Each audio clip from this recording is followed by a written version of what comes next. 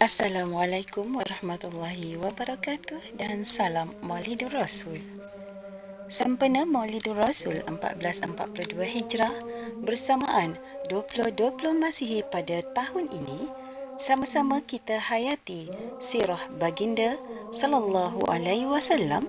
Selawat dan salam kepada junjungan Rasul yang mulia.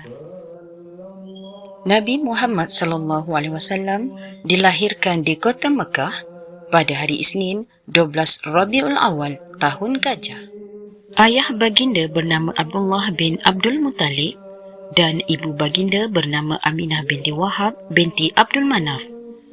Abdullah bin Abdul Muttalib wafat ketika Rasulullah sallallahu alaihi wasallam berusia 2 bulan dalam kandungan ibunya. Orang pertama yang menyusui baginda setelah ibunya adalah Suwaibah. Kemudian, baginda disusukan kepada Halimatus Sa'diyah hingga berumur 2 tahun dan baginda diasuh oleh Halimatus Sa'diyah selama 4 tahun. Pada usia baginda 6 tahun, baginda telah dibawa oleh bondanya untuk menziarahi makam ayahandanya di Yasrib. Dalam perjalanan tersebut, mereka ditemani oleh Ummu Aiman. Namun, setibanya di Abwa, bondanya meninggal dan telah dimakamkan di Abwa. Kemudian, Rasulullah sallallahu alaihi wasallam telah dipelihara pula oleh datuknya selama 2 tahun.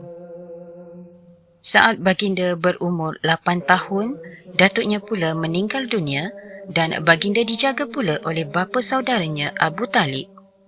Pada usia 12 tahun, Rasulullah sallallahu alaihi wasallam dibawa berniaga ke negeri Syam oleh Abu Talib bersama kafilah dagang. Ketika di Basrah, beliau bertemu dengan pendeta Nasrani yang bernama Buhaira. Beliau telah mengatakan kepada Abu Talib bahawa anak saudaranya mempunyai tanda-tanda kenabian dan menyarankan agar Rasulullah sallallahu alaihi wasallam dibawa kembali pulang ke Mekah. Ketika Rasulullah sallallahu alaihi wasallam berusia 25 tahun, baginda telah membawa barang perniagaan milik Khadijah binti Khuwailid untuk diperdagangkan ke negeri Syam. Kemudian Rasulullah sallallahu alaihi wasallam telah berkahwin dengan Sayyidatina Khadijah.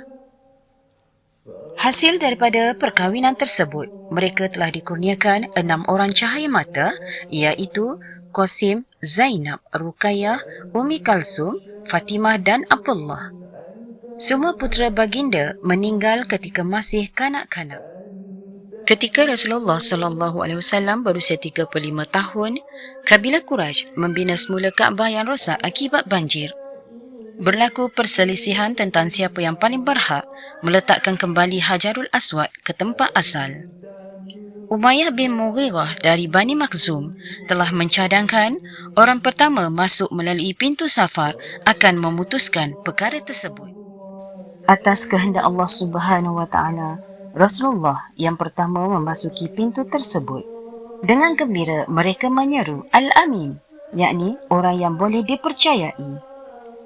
Rasulullah membentangkan sehelai kain dan meletakkan Hajarul Aswad di tengahnya, lalu meminta agar semua kepala kabilah memegang hujung selendang dan mengangkatnya kembali ke tempatnya. Ketika usia Rasulullah sallallahu alaihi wasallam melewati 40 tahun, baginda sering beruzlah, iaitu mengasingkan diri untuk memohon petunjuk kepada Allah Subhanahu wa taala di Gua Hira yang terletak di Jabal Nur. Tak kala usia baginda genap 40 tahun, baginda diangkat menjadi rasul dengan turunnya wahyu pertama surah Al-Alaq ayat 1 hingga 5 yang disampaikan oleh malaikat Jibril. Rasulullah sallallahu alaihi wasallam gemetar dan pula menemui isterinya Khadijah dan berkata, "Selimuti aku, selimuti aku."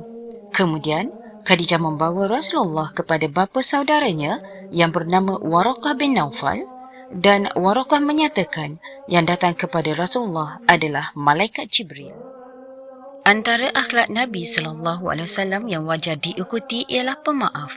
Firman Allah Subhanahu wa taala yang bermaksud, "Jadilah pemaaf dan suruhlah orang mengerjakan makruf serta pedulikan orang yang bodoh." Surah Al-A'raf ayat 199. Selain itu, Nabi SAW juga tidak suka menolak permintaan seseorang hingga Anas ibnu Malik radhiyallahu anhu berkata, sesungguhnya Nabi tidaklah diminta suatu oleh seseorang melainkan pastinya baginda akan memberikannya. Sekian sahaja perkongsian saya tentang sirah Rasulullah sallallahu alaihi wasallam, junjungan yang mulia. Wabillahi taufiq wal hidayah. Wassalamualaikum warahmatullahi wabarakatuh.